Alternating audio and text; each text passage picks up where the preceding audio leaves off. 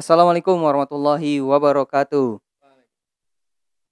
Perkenalkan saya Ulhaq, peneliti dari Next Policy, lembaga think tank yang berfokus pada inovasi kebijakan dan kepemimpinan masa depan. Kembali lagi di Next Policy Talks episode 5. Kita akan membahas suatu topik yang sangat menarik, suatu pembahasan tentang entitas masyarakat atau yang sangat penting dalam menjaga keutuhan NKRI dan Pancasila. Karena kita tahu bahwa Indonesia ini terdiri dari negara kepulauan dan di dalamnya ada aktivitas bumi tentunya. Dan misalnya saja ada aktivitas vulkanis, aktivitas tektonik, aktivitas meteorologi dan klimatologi.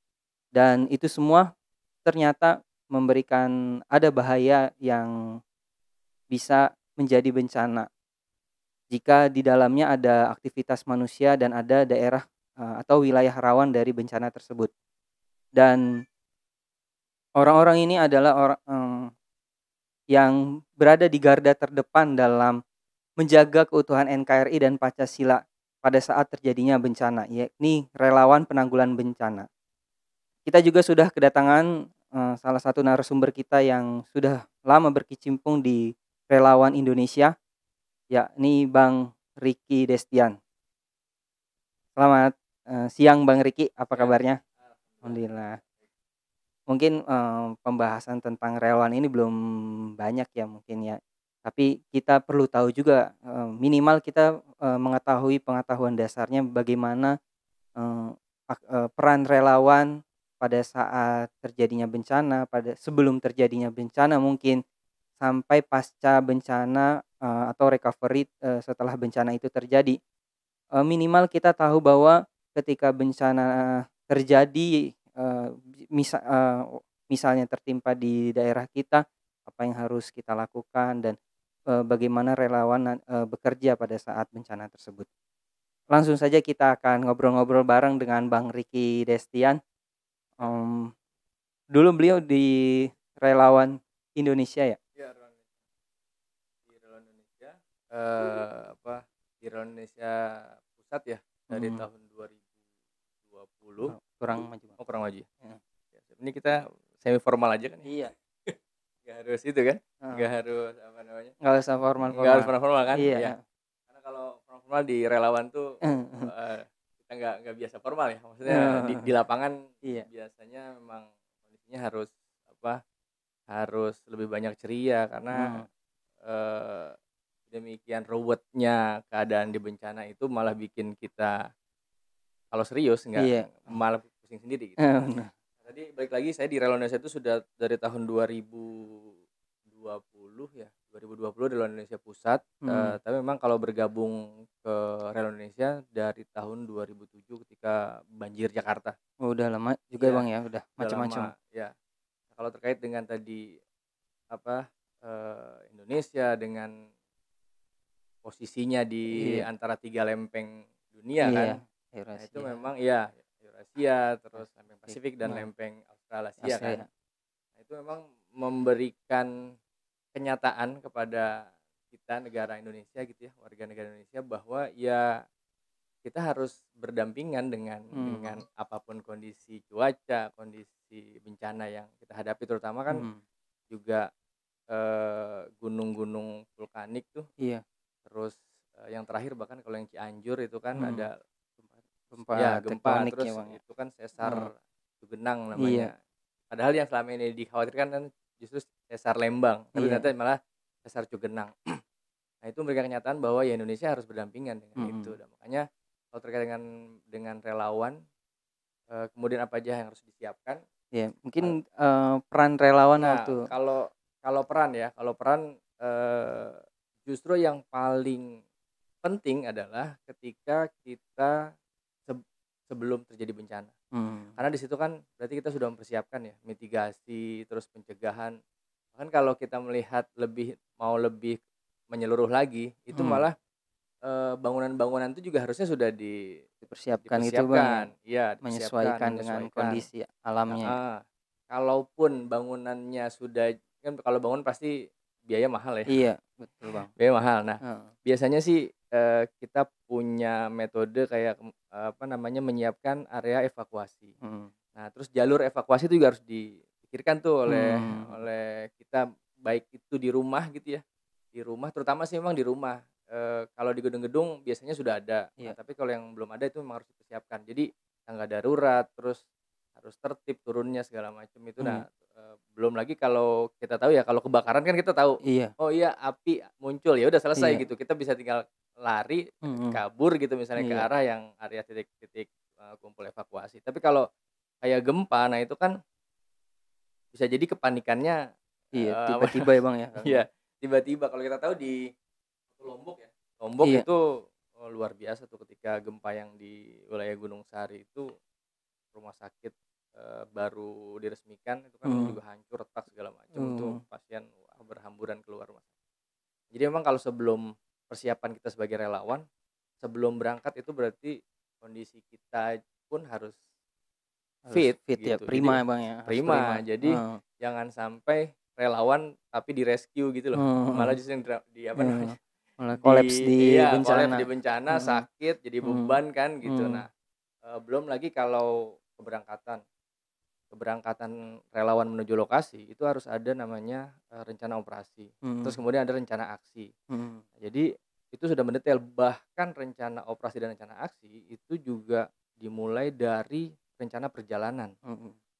Jadi, eee, berapa personil yang mau diturunkan, terus kemudian, naik kendaraannya apa.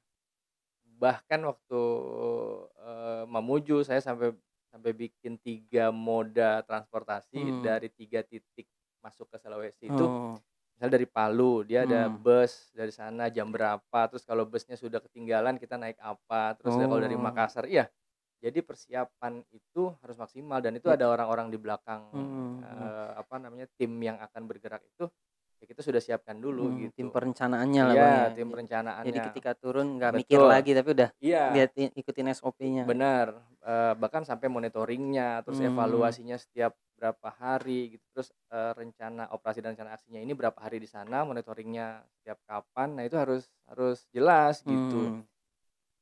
Itu kan sisi idealnya ya, Iya. sisi idealnya Iya. kita di relawan gitu, Heeh. karena memang ini keterkaitannya dengan kita sebagai orang yang ingin membantu, maka harus harus maksimal, jangan sampai Iya. nanti kita di sana malah jadi beban gitu ya, Iya. gitu. Nah, itu harus ada, perencanaan, monitoring, evaluasi sampai report-nya tuh harus harus jelas, karena ini juga report itu kan bukan buat siapa-siapa tapi buat kita, karena Mhm. kita bisa mengevaluasi setiap kegiatan Kegiatannya kita ya, proses-prosesnya, heeh, Bang, ya. di bencana, terus kemudian itu juga buat sisi lain advokasi kita ketika terjadi apa-apa. Mhm. Terus juga kita harus, ya dalam tanda kutip, kita juga bisa jadiin itu tuh nilai jual, lembaga gitu Mhm. ke donatur ya, karena kan Iya. nanti donatur kan akan melihat, oh ya keseriusan Mhm. keseriusan lembaganya Iya, iya. gitu. Nah kalau itu itu sebelum berangkat tuh Sebelum ya, sudah harus begitu. Terus mhm. kita siapin surat tugas lah yang teknis-teknis gitu ya, Oh, iya, Bang, teknisnya pendanaan sih, segala macam, peralatan apa aja yang harus dibawa gitu. Nah itu kalau yang bencana-bencana alam. Sementara di sisi lain, ketika sampai di sana itu kan sudah langsung ada tim biasanya tuh kita laporan dulu ke lembaga terkait Mhm. pemerintah, kayak misalnya BPBD tempat, Heeh. kita sudah laporan dulu, koordinasi dulu. Nah, kemudian kita tinggal biasanya biasanya menunggu penempatan kayak misalnya, oh ada tim evakuasi, kalau kayak gempa tuh ada tim evakuasi. Berarti kan dia harus turun ke reruntuhan atau ke bangunan-bangunan yang hancur untuk mengevakuasi kalau memang ada Ada korban-korban yang masih hidup gitu ya. Kalau yang sudah meninggal ya paling dievakuasi ketika memang, sudah aman, Bang, ya? sudah aman. Nah kemudian, eee, ada tim yang, oh dapur umum, dia berarti tugasnya masak, Mhm. untuk keperluan relawan, atau untuk, para penyintas gitu ya, para survivor. Nah kemudian, tim yang lain tuh ada tim asesmen, dia juga Mhm. melihat nih kira-kira kalau, eee pasca gempa ini mau melakukan tindakan apa aja, atau melakukan kegiatan apa aja, kayak misalnya psikososial, untuk mengobati trauma-trauma Trauma ini ya, ya, korban. psikososial, terus kemudian misalnya, oh kita perlu bangun huntara misalnya, perlu bangun MCK darurat, nah itu kan juga harus di-asesmen dulu Mhm. gitu, di-asesmen dulu. Nah jadi memang itu sebenarnya peran-peran itu peran-peran ideal yang, beberapa lembaga sudah melaksanakan gitu. Tapi juga di sisi lain kalau melihat ke dalam apa namanya, teman-teman relawan sendiri itu juga ada yang memang kalau di teman-teman, tapi ini itu aja ya, ini sebagai apa namanya, sebagai, ceritaan aja, itu juga ada relawan-relawan apa namanya, yang datang terus ya udah cuma ngelihat, nge-vlog misalnya selfie-selfie gitu. Tapi itu bagian dari, mungkin itu bagian dari tugasnya untuk apa namanya, mengenalkan lembaganya gitu. Nah, pasca bencana tuh ya tadi ada, psikososial, ada pembangunan huntara, hunian darurat dan lain-lain gitu. Biasanya begitu. Jadi ada sebelum, saat dan sesudah kan. Nah, bencana. yang paling apa namanya ya, paling jarang dilakukan oleh teman-teman di lembaga-lembaga itu, sisi di sebelumnya. Nah, peran itu yang apa namanya, menurut saya harusnya diambil lebih juga, Bang, harus ya? diambil karena setiap kita kan tidak mau apa namanya, mengharapkan bencana ya, Iya. mengharapkan bencana. Nah, makanya, relawan itu tugasnya kalau memang tidak ada bencana ya berlatih. Berlatih, mempersiapkan fisik, terus kemudian mempersiapkan atau mengedukasi masyarakat yang apa namanya, ya dimanapun gitu sebenarnya, karena kan bencana kan kita nggak tahu ya, Iya. tapi kita harus mengedukasi, jadi memperkenalkan gitu. Kalau selama ini sih dari Relawan Indonesia dengan teman-teman di apa, lembaga-lembaga yang memang kita biasa bergabung itu, kita biasanya diundang untuk, apa, kayak kemarin misalnya di Bekasi gitu ya, ada terkait dengan, oh ya mitigasi gempa, pencegahan segala, bukan pencegahan tapi lebih pada apa sih yang harus dilakukan ketika terjadi Ketika gempa terjadi gitu, gempa, Bang, iya. ya? Iya, Nah, tahu. jadi edukasi begitu tuh yang kita harus apa namanya, harus banyak lakukan di apa, di tim relawan gitu, baik mau lembaganya apapun gitu ya. Nah, karena, ternyata survei, tapi ini surveinya di Jepang ya, survei di Jepang 35% itu penyintas bisa selamat dari bencana itu karena pengetahuan dirinya terkait dengan bencana. Kebencanaan, iya. Heeh, kalau di Jepang berarti kan gempa ya posisinya karena gempa, Iya, tsunami gitu tsunami. kan. Nah, jadi pengetahuan tentang itu yang 35% justru itu yang membuat, selamat gitu, penyintasnya, korbannya gitu. Kita, terus kemudian di keluarga itu sekitar 31,8%, terus teman itu cuma 20 berapa persen gitu ya. Tim relawan itu justru cuma 1,60% gitu. Maksudnya berarti kan memang kita kan secara, relawan kan memang datangnya juga nggak mungkin pas Iya. saat terjadi Iya. gitu, iya gitu. Beberapa Heeh, menit atau beberapa jam iya, malah, ya Bang, ya? kalau yang jauh-jauh mungkin kalau Iya. yang di sekitaran situ, sekalipun ada relawan Heeh. atau lembaga pemerintah itu pasti kan akan mengurus, apa Persiapan namanya, dulu, Bang, persiapan ya? dulu Iya, segala Bang. macam. Jadi nggak Nggak nggak mungkin bisa langsung langsung, turun, ya? heeh, nggak bisa langsung turun gitu. Nah, ini yang apa namanya, yang ya masyarakat tuh harus paham gitu, apa sih yang harus dilakukan gitu. Contoh kasus misalnya kayak di Cianjur, itu, banyak korban, runtuhnya bangunan itu karena, apa namanya, kalau bangunan tahu sih, Apa, Bang? apa ya, Atap? iya kayak bukan atapnya tapi bangunan Ti temboknya itu nggak Oh, ada nggak ada tiangnya? tiang-tiang Ceker yang itu, ayam atau iya, nggak ada itunya gitu, nggak apa ada ya nama istilahnya tuh? tiang-tiang besi-besi itu Iya, loh, besi-besi besi-besi yang yang kiri coret kanannya, heeh, iya. kiri Nah, itu kanan jadi di begitu, temboknya. begitu rubuh gitu ya udah dia Jadi dia nggak ada nggak pengikatnya, ada Bang, ya? Bangunannya pengikatnya, nggak ada pengikatnya, nempel doang kayak gitu. Dan malah ada korban yang sudah selamat dari reruntuhan rumahnya tapi ketiban tembok tetangganya gitu. Nah, itu juga juga terjadi gitu di relawan apa di bencana bencana. gitu. Dan kayak kemarin yang kita baru tahu yang Turki kan juga kan pas lagi mengevakuasi malah ada reruntuhan juga kan yang jatuh gitu. Nah, itu juga harus hati-hati ya gitu. Nah, relawan gitu. Mungkin itu kalau peran peran relawan ya. Iya. Itu kurang lebih sama berarti, Bang, ya? Di misalnya bentuk bencana apapun, misalnya banjir, gempa, Nah, eee, vulkanik, ya, lahar kan. oke. Kalau di banjir itu, biasanya kalau kita di Relawan Indonesia itu melihat itu banjir itu di daerah mana dulu nih. Kalau kayak kemarin misalnya kayak di Megamendung pernah banjir, itu kan dataran tinggi, itu pasti banjirnya Banjir bandang, Bang, banjir ya? bandang dan banjirnya tuh banjir, Cepet. jalan dia, Mhm. heeh, bukan menggenang, I gitu. Nah, makanya biasanya tim relawan yang datang itu, eee paling bawa alat-alat kebersihan misalnya kayak untuk membersihkan rumah-rumah warga, iya yang sisa-sisa bawaan itu, dari air sampah-sampah gitu kan. Nah itu banyak lumpur banget itu, kan iya soalnya. lumpur gitu segala macam. Nah paling bawanya itu gitu. Adapun yang misalnya di daerah situ terus menemukan langsung kejadian misalnya orang terbawa, ya itu bisa langsung diselamatkan. Itu pun kalau banjir ya itu kan air bergerak ya. Kalau di kalau di Arung Jeram tuh berarti swift water. Berarus gitu, berarus. Heeh. Nah itu harus punya kemampuan renang. Terus dia harus tahu renang yang defense, renang yang offense segala macam. Jadi dia harus tahu itu gitu. Dia tahu fungsinya life jacket itu bukan nggak kayak yang dipakai Arung Jeram, iya nggak pakai, nggak sama gitu. Karena dia biasanya kalau yang untuk penyelamatan tuh di depannya tuh lebih lebih ngembung. Karena dia buat ngambang biar posisinya terlentang. Jadi untuk menyelamatkan dan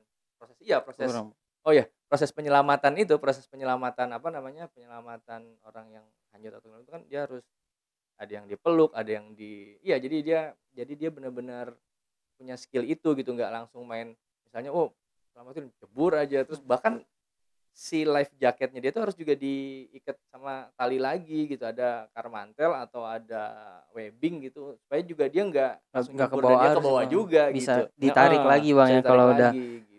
membahayakan ya. Iya, itu kalau banjir, kalau kebakaran juga itu kan ya pemadam lah ya, itu memang ada tim pemadam ya, paling teman-teman relawan bantu dari sisi misalnya kita menyiapkan dapur hangat misalnya, terus logistik makan untuk penyintas gitu.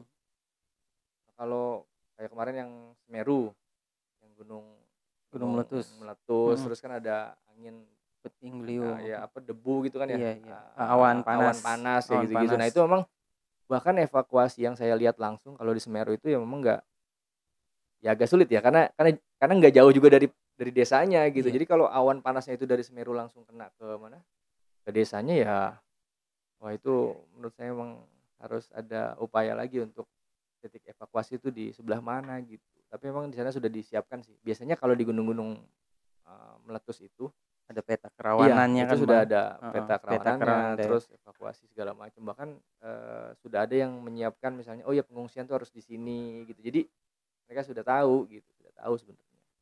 Ada shelternya Bang. Ya, shelter. Nah, shelter itu juga kan harus terintegrasi kan. Jadi dia di situ bukan cuma penghunian untuk hunian aja, tapi ada MCK-nya, ada dapurnya. Iya, semua tempat ibadah segala macam gitu. Iya benar. Gitu. Iya. Apalagi yang mau dibicarakan nih biar peran udah, mungkin tantangan dan resikonya ketika menjadi relawan ya. Tantangan di lapangan, tantangan bagi dirinya sendiri, tantangan di lapangannya. Gini, kalau tantangan kan memang kita di kerelawanan itu sudah ya sedikit banyak sudah dilatih lah ya untuk menerima apapun kondisinya ketika kita terjadi sesuatu gitu di lapangan gitu. Kayak misalnya waktu Mamuju harus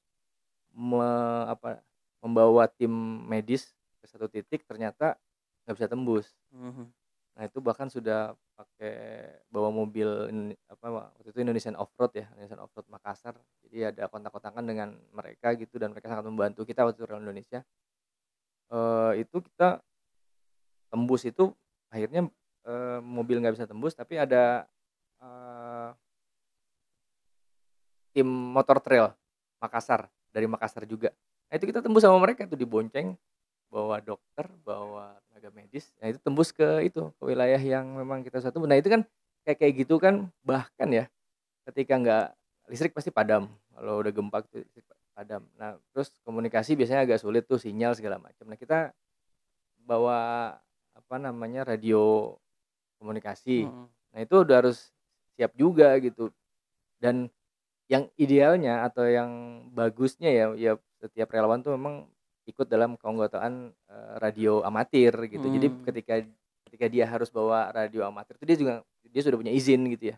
Kan kalau di kita kan ada orari. Iya. Ada orari, ada rapi. Nah, itu yang kalau sudah punya itu, dimanapun kita bisa buka radio komunikasi dan kita bisa berkomunikasi dengan mereka tapi walaupun memang kalau di bencana tuh semua relawan yang nggak masuk keanggotaan ORARI atau RAPI juga ya diizinkan boleh pakai jalur ya, karena emang kondisinya kondisi darurat iya darurat, kondisi bencana gitu. Tapi kondisi idealnya kalau mau tertentu. bagus pakai izin lah gitu, pakai izin. Gitu ya. Jadi kalau tantangan memang ya macam-macam ya. Kalau diceritain mungkin kita bisa Iya, lama nih cerita. 1 lah atau 2 gitu, 1 Iya, atau 2 lah iya iya, tantangannya. iya. Ya tadi kayak di Mamuju, terus kemudian kayak misalnya kita di di Lombok gitu, terus yang Sukajaya itu bahkan saking tidak bisa dimasukin awal-awal ya, hari kedua, hari ketiga, hari Itu kalau Sukajaya apa Bang? Banjir? longsor, yang Oh, longsor. longsor. Yang satu kecamatan tertutup areanya, dari jalur manapun tuh ketutup awal-awal. Nah itu saya sudah di situ jam 2 itu tanggal 1 Januari saya ingat. Jam 2 siang tuh saya sudah di situ, terus kemudian sampai maghrib mengevakuasi satu korban. Kita nggak punya tandu ya waktu itu, jadi pakai kain sarung aja, pakai bambu gitu, evakuasi keluar. Iya, terus dibawa ke rumah sakit. Nah, kemudian wilayah-wilayah yang tidak bisa disentuh oleh kendaraan, kan itu kan harus diantarin juga logistiknya ya, Iya. makanan apa segala macam gitu. Ya waktu itu dari Relawan Indonesia itu berinisiatif mengumpulkan pelajar. Jadi pelajar-pelajar yang ada di Bogor, walaupun nggak semua ya, dan itu ternyata itu menginspirasi pendaki Indonesia seingat saya tuh. Itu untuk jadi pendaki-pendaki itu didatangkan untuk mendistribusi logistik ke daerah-daerah yang susah dijangkau. Waktu itu kita sampai ke Kiara Panda, sampai ke Dusun Cibarani, itu dengan 40 relawan pelajar bawa keril, dalamnya ada isinya Makanan. iya kayak beras, Indomie segala macam itu. Nah itu kita sampai ke sana gitu, sampai kita anterin gitu. Walaupun itu sebelumnya sudah ada tim advance, jadi saya berlima ya waktu itu. Itu tim advance untuk apa ya, melihat titik-titik longsor mana yang memang tidak bisa dilalui gitu dan harus kita hindari gitu. Nah, setelah itu baru kita bawa relawan relawan pelajar waktu itu gitu, dan itu sampai di sana alhamdulillah dengan selamat, pulang juga dengan selamat Selamat. walaupun di awal-awal itu masih ada, tanah bergerak. Jadi kan kalau longsor itu kan Iya. mungkin struktur tanahnya Iya, itu ya, belum udah iya, nggak padat, udah nggak iya, kompak lah istilahnya. udah nggak iya dia kalau di istilah kita tuh jenuh lah ya, udah Iya, jenuh ya, gitu udah sehingga jenuh. kayak sama kejadian yang likuifaksi di Palu itu kan titik Heeh. jenuh tanah sehingga tidak bisa lagi menahan apa yang ada di atasnya gitu dan Iya. dia terurai gitu kan, gitu. Ya itu tantangan yang dihadapi kalau di wilayah bencana gitu. Pastinya masing-masing bentuk bencana tantangannya berbeda-beda Bang ya, Iya, dan apa yang harus dipersiapkan juga berbeda-beda gitu ya Bang ya, tentunya ya. ya ya, makanya gini, kalau di kita biasanya mengedukasi masyarakat kalau bisa memang ada satu tas di rumah tuh, tas khusus ketika terjadi misalnya bencana gitu. Kayak misalnya, kan di Indonesia itu kan kemungkinan itu kan yang paling apa, memakan korban itu kan biasanya gempa gitu kan, terus kemudian ada angin, terus banjir. Kalau banjir sih, korban ya nggak sebanyak kalau gempa gitu ya. Eee, kalau kerusakan malah gempa tuh kan parah banget Iya. itu, terus ada kebakaran segala macam gitu. Nah makanya ada satu tas, harus disiapkan satu tas yang itu tuh isinya tuh kayak, oh iya, untuk perlengkapan, kebencanaan gitu. Misalnya kalau ada masker di situ, terus ada apa namanya, ada, ya tempat minum apa segala jadi terus kotak P3K. Jadi memang sudah dipersiapkan gitu untuk setiap keluarga harusnya begitu. Bahkan sebenarnya di lembaga-lembaga apa, BPBD setempat itu ada program sebenarnya ada, eee, Satuan Pendidikan Aman Bencana. Nah itu juga itu edukasi dari BPBD untuk ini, untuk apa namanya, sekolah-sekolah Mhm. gitu. Masyarakat Iya ya. untuk masyarakat Mhm. dan itu memang sudah ada programnya. Jadi mungkin tinggal masyarakat mengundang. Kalau waktu itu saya pernah menginisiasi itu BPBD Kabupaten Bogor, kita undang dengan Relawan Indonesia itu ke sekolah di Bojonggede, itu ada satu sekolah gitu ya, kita undang di situ. Oh, bisa gitu Bang ya, Bisa diundang ya? bisa bisa diundang gitu, apa namanya, untuk mereka memberikan pemahaman terkait dengan evakuasi kalau ada gempa, kebakaran dan lain-lain, dan bahkan BPBD seingat saya ya, mungkin bisa dicek juga tuh, itu mengeluarkan sertifikat buat sekolah itu, bahwa sekolah itu tuh ada Sudah ada. satuan pendidikan aman bencana gitu. Jadi itu kan buat promosi sekolah bagus juga ya. Iya. Kalau menurut saya sih bagus gitu, dan itu bukan cuma ke siswa, tapi keseluruhan yang ada di sekolah itu, kayak misalnya kepala sekolah, guru-guru, kalau ada petugas security-nya, berarti kebersihan, security-nya, petugas kebersihan itu harus tahu misalnya, oh iya ada bencana apa, dia harus tahu nih evakuasinya kemana. Terus yang dewasa-dewasa ini nih, yang anak-anak apa istilahnya, yang petugas-petugas sekolah kayak security, kebersihan segala macam, nanti dia yang membawa anak-anak gitu loh untuk, oh ya kita ketika evakuasi sini gitu supaya semuanya aman. Memang pengetahuan kelokalan itu penting sekali Bang ya. Iya, Karena kita nggak tahu ya, gempa Cianjur aja kan nggak siapa yang tahu tiba-tiba bisa terjadi gitu. Iya, dan gini, kalau gempa itu tantangannya itu juga ada ketika kita sampai di awal-awal setelah gempa, maksudnya hari pertama atau hari keduanya atau hari ketiganya itu pasti ada gempa susulan. Iya. Gitu. Dan itu tantangan tersendiri buat kita gitu. Kita harus ya istilahnya tidak bisa tidur nyenyak gitu, karena kan dia sewaktu-waktu akan terjadi gitu, akan terjadi lagi susulan-susulan itu. Kayak di Maluku aja kan, beberapa orang dia di samping rumahnya selalu ada tenda. Kadang katanya kalau kata orang Maluku, mereka lebih nyaman tidur di tenda daripada di dalam rumah, karena khawatir betul. setiap hari ada gempa gitu ya. Iya, kayak di Lombok misalnya, itu jam 2 siang padahal itu suaranya kencang banget ya, tapi emang kalau di Lombok itu waktu gempa susulannya itu paling berapa detik ya, 2 sampai 3 detik aja gitu. Tapi kalau kayak di Cianjur yang pas jam 2 pagi itu bisa hampir 20 detik gitu. Lama juga Bang. Lama itu, dan itu 20 detik udah benar-benar jam daya rusaknya juga. Dan itu jam 2 pagi ketika orang terlelap tidur ya, walaupun kalau pengungsian mungkin tidurnya di tenda-tenda kan. Ya sama sih, relawan juga tidur di tenda-tenda gitu. Tapi maksud saya itu kan paniknya kan karena kan lagi tidur gitu maksudnya. Jadi wah, berantakan bener gitu.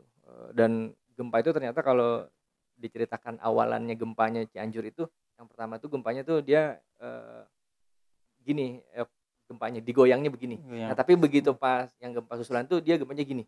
Nah, itu yang menghancur meluluh lantakan gitu. Jadi setelah digoyang-goyang samping kiri kanan itu. Nah, terus dilempar-lempar, iya. Itu mereka lihat tuh katanya rumah tuh kayak kita terbang-terbangan. Iya, ngayak beras ya Bang ya. Iya, kayak ngayak beras gitu. Jadi emang ya itu tantangan lah ya, tantangan di lapangan gitu buat para. Makanya mental, terus kemudian ruh. Biasanya tuh memang setelah kita, kalau memang aktif di relawanan, biasanya tawakal, terus bukan rasa bersyukur ya, tapi maksudnya kehati-hatian, kewaspadaan itu jadi lebih terasa lebih tinggi. Iya, empati kita juga jadi lebih tinggi gitu. Kita bisa langsung solidaritas gitu. Kalau gempa kan mungkin, kalau anak-anak geografi ya mungkin lebih tahu kali ya. Kalau gempa tuh kan dia ada kandungan mineral yang keluar kan ketika lempengan-lempengan itu digoncang kan gitu. Itu salah satu tanda kutip keuntungan ketika misalnya lempengan-lempengan yang mengakibatkan pergeseran lempengan tadi mengakibatkan gempa itu sebenarnya itu ada mineral-mineral yang jadi lebih mudah ditambang oleh pemerintah gitu. Tapi di sisi lain kerugiannya triliunan kalau gempa. Luar biasa. Triliunan gitu. Mematikan banyak aktivitas sosial, aktivitas ekonomi dan lainnya ya. Mungkin sebagai penutup Bang, kita sudah cukup lama ngobrol-ngobrolnya. Siap. Satu kata lah tentang relawan penanggulangan bencana di Indonesia. Satu kata ya? Apa misalnya ya? Apa? Tapi gini, saya mungkin mau menambahkan sedikit, boleh ya? Boleh. Jadi kan kalau di kerelawanan itu kan ada spesialisasinya sebenarnya. Jadi ada yang misalnya dia jungle rescue misalnya. Dia tuh memang fokusnya kalau ada hilang di hutan misalnya gitu. Nah, yang gitu. tersesat di gunung Bang ya. Nah, itu dia juga itu masuk ke relawan juga Bang. Itu kan POTSAR ya, potensi search and rescue. POTSAR di kita ada tuh. Terus kemudian ada yang water rescue, swift water rescue, misalnya kayak yang hanyut, terus dia harus mencari gitu ya di sungai segala macam, itu ada juga gitu. Ada lagi kalau saya snake rescue, saya spesialisnya snake rescue, jadi ular, penyelamatan ular. Jadi kan ular sebenarnya lebih banyak korban dibandingkan manusia yang digigit ular ya, tapi ular lebih banyak mati sebenarnya yang digigitkan sama manusia. Nah, tapi snake rescue itu justru diedukasi sebenarnya, diedukasi ketika digigit sama edukasi ketika kita berhadapan dengan ular itu harus seperti apa. Nah itu ada itunya, ada spesialisasinya. Terus ada yang yang spesialisasinya dapur umum, spesialisasinya tuh asesmen aja dia. Banyak banget ya Iya, spesialisasi di relawan tuh ya. Iya, dan pelatihan-pelatihan untuk relawan tuh sebenarnya banyak banget gitu yang harus dimiliki. Tapi juga ada relawan pendidikan, ya kan, ada relawan, ada memang dia khusus atau yang fundraising gitu untuk mencari apa namanya, dana untuk kegiatan ketika terjadi bencana itu ada juga gitu. Ada juga yang berfokus di situ gitu. Tapi ada lembaga-lembaga yang memang memiliki semuanya itu, memiliki orang-orang yang punya kompeten di bidang masing-masing spesialis gitu. Nah, kalau balik lagi satu kata buat relawan, tangguh. Jadi itu satu kata ya buat relawan, tangguh gitu. Tangguh. Makanya kita ada, kalau di dalam itu ada salam tangguh gitu. Karena harus tangguh. Ya, karena harus tangguh menghadapi semua itu. Mungkin kita cukupkan Next Policy Talks episode 5 kali ini tentang garda terdepan relawan penanggulangan bencana. Sampai jumpa di Next Policy Talks episode berikutnya. Wassalamualaikum warahmatullahi wabarakatuh. Waalaikumsalam warahmatullahi wabarakatuh. Gimana Bang? Salam tangguh. Salam tangguh.